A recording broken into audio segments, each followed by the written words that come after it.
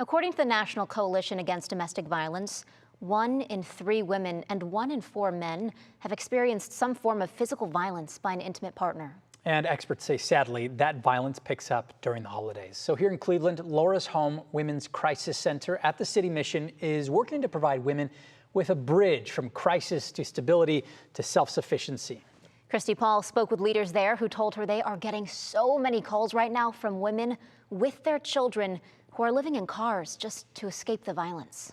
When somebody first comes to us, they're just emotionally, physically, mentally hurting. They are typically very afraid of the unknown. Is there hopelessness? Is there distrust?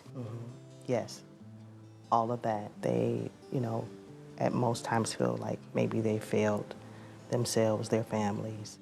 We all know failure feels crushing, but these leaders at Laura's Home at the City Mission also know the women who come to them for protection find so much more.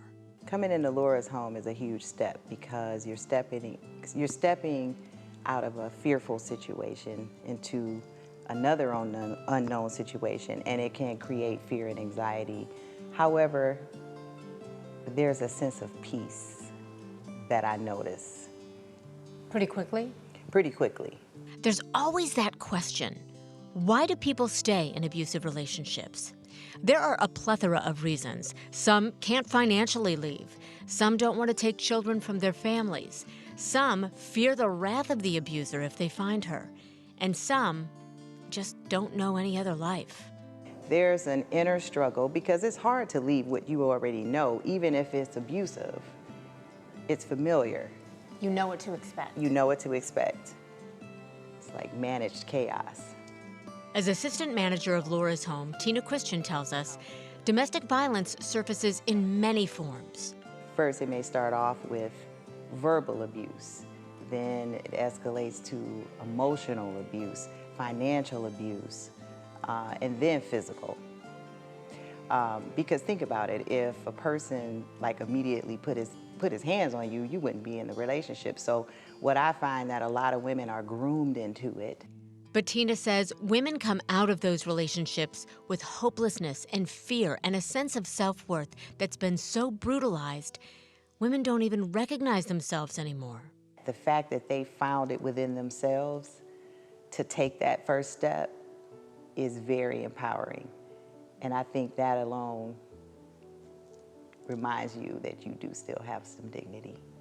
Once at Laura's Home, women take courses that help them deal with trauma, educational classes, learning how to navigate life in a new way so when things get hard or familiar, they know how to keep moving through it. So often, it can be tempting to go against what her gut is telling her versus this person who has been in control of her life for, in many cases, many, many, many years. Tina says it's not just Laura's Home that's full. Shelters all over the Northeast are as well, and it's gut-wrenching. It is hard. However, when that opportunity opens up, we know that it's a blessing. And I believe the women know it too. They definitely know. I've had so many women say, I know this was God, because their prayer has been answered. What often happens that is their breaking point that brings them here? For most that I've talked to, their children.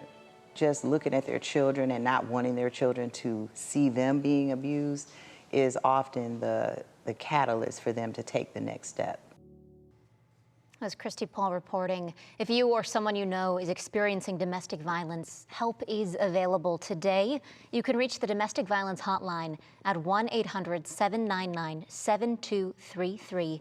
And we also have resources on WKYC.com. And coming up at 5, you'll hear about how the violence children witness affects them and what happens to them once they get to Laura's Home.